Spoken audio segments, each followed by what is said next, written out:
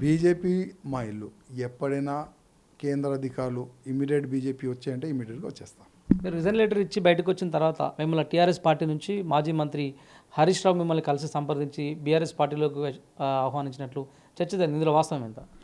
BRS ఏ నాయకులు కూడా, కాంగ్రెస్ ఏ నాయకుడు కూడా నాతో సంపర్కం చేయలేదు, చెయ్యరు కూడా.